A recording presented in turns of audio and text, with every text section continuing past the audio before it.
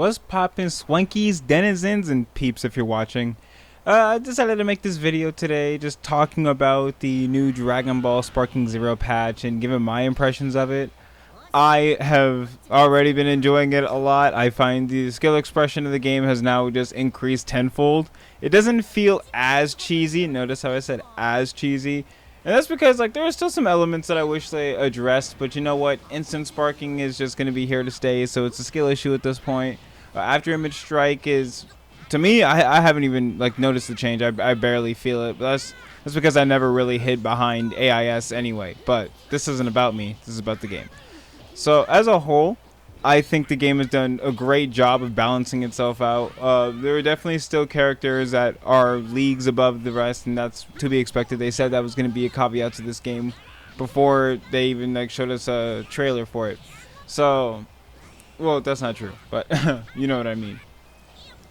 So, watching and playing this game, I'm left with quite a few impressions. One, they definitely were paying attention to the tournaments that were going on for this game, and they were not happy with what they saw. I could tell. I can tell just by how impactful this patch was. I mean, it's huge. What it's like on my PC, it took like 4.5 gigabytes.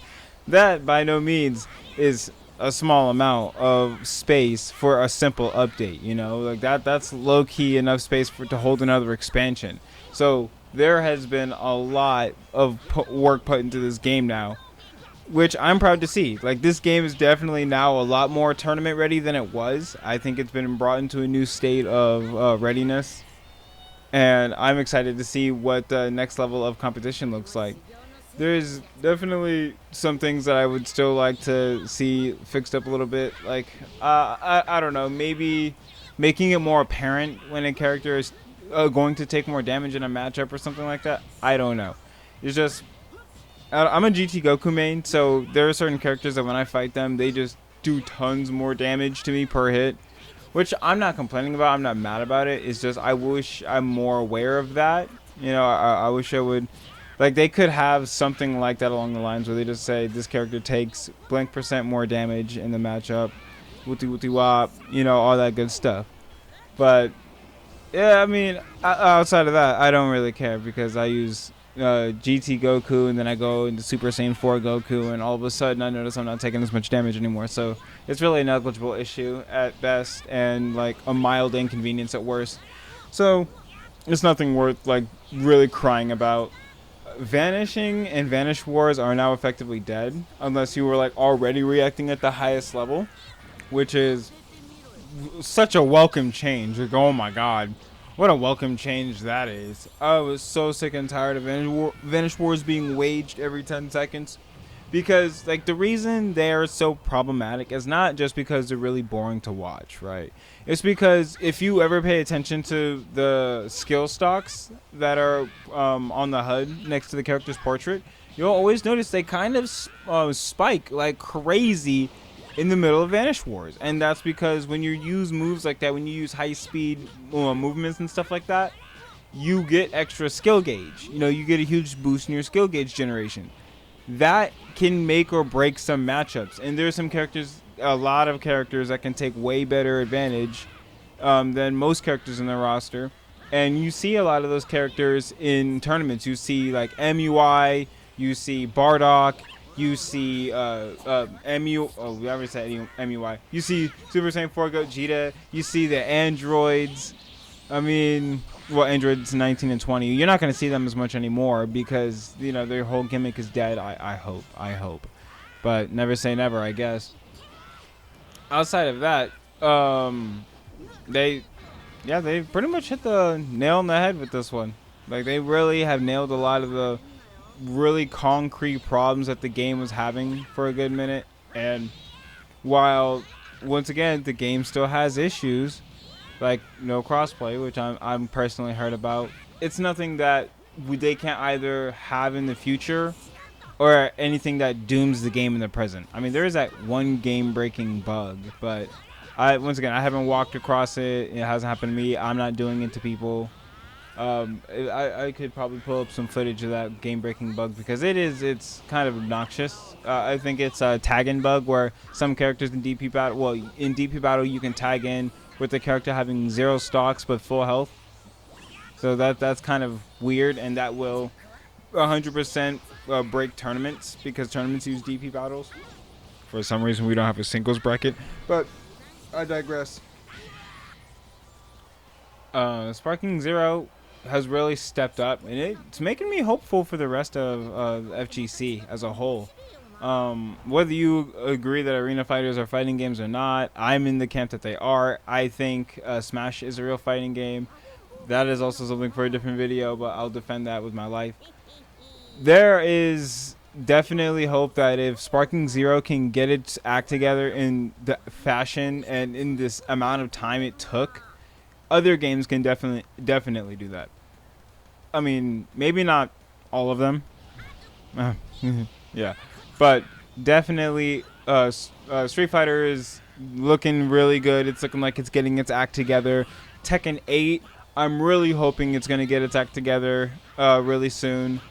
When that new patch comes out, I'm really hoping that the game goes in the direction that everyone's hoping it is, which is a kind of a slowdown, a more return to not originality, but a return to the roots of Tekken. You know, we already know we're not getting a Tag 3, and we know that most likely Tekken 9 is going to be the last Tekken made by Harada, if it's not the last Tekken made, period. So there's already a lot going on in the FGC. We already have a lot of the greats that are getting up there. They're starting to retire bit by bit. We're having new blood take these tournaments.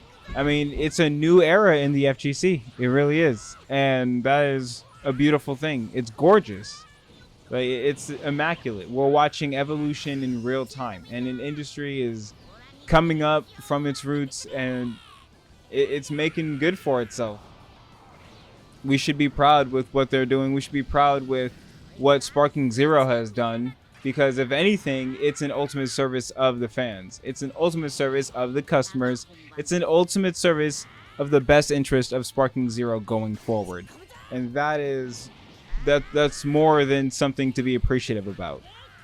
This isn't the time to doom anymore. If anything, Sparking Zero has given me hope that we are going to... If Sparking Zero gives me hope that other games are going to see the error of their ways. Oh, and Marvel Rivals, too. Marvel Rivals is a really big one.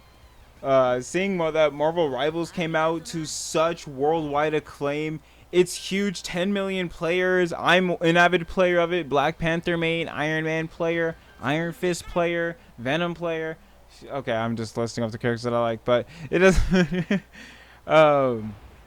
yes, Rivals is showing us that there are other competitors out there just waiting to get their feet wet. So, come on, just be a little patient and support the upcoming releases that are coming out, because we are getting some gems. There are diamonds in the rough that are being made right now. I promise. We just have to be more optimistic and stop dooming about the modern ecosystem of video games, because while it is bad, we are finally seeing that culture shift into a much better era. And it's something to feel happy about. It's something to celebrate. And it's definitely going to be a cause of a sigh of relief for a lot of people, because the industry looks like it's about to be on the upswing. If Marvel Rivals keeps on its pace right now, man, that game is going to be chef's kiss. Sparking Zero, once again, not a lot of complaints. Nothing to cry about. Nothing to want to form an angry mob over. But there are still some issues that we could have resolved, like that game-breaking bug. But we can clearly see the love and appreciation that these devs have for their fans, for their consumers. And that, at the end of the day, is all we have been asking for. Respect us, appreciate us, and we have no problem supporting you. But take us for granted and treat us like we're stupid, and we will want nothing to do with you. It's that simple. It's not rocket science that we're doing here. I mean, it's a simple lesson in supply and demand. Okay, there is an emotional, psychological, and financial ecosystem at play here. There always will be. As long as people form attachments to their video games, as long as people have to break their backs and work years of their life away to get the money to spend on your product. If you're going to put out a product, it better be with damn sure enough respect for not only any IPs that you're working with, but for the consumers that you're going to be selling it to. It's not rocket science. It's not that difficult. It's not a foreign concept by any means. I mean, all these dark tactics or dark strategies, I forgot what they were called, that they've developed. I mean, millions, billions of dollars have gone into learning how to manipulate the masses to turn a profit. This is not some last second industry like copulated up by big tech and big media. That's not what's happening here. We are seeing a classic artificial influence of a natural occurrence. That's all it is. So what do we have to do? Sit back, enjoy the ride, vote with your wallet, support what you enjoy, and don't let anyone take away from you what you enjoy. Alright, well, that's all the time I got to ramble for. So go ahead and support the stream at twitch.com/TyTheSwankiest. We're going to be watching the Game Awards today because it is December 12th, and the Game Awards should be happening in like half an hour, I think. So, yeah, we're going to be live on Twitch, going to peep that out. But until then, go on, take care of whatever else you got to do today. Have a great day, and remember, we're always in our corner. Peace.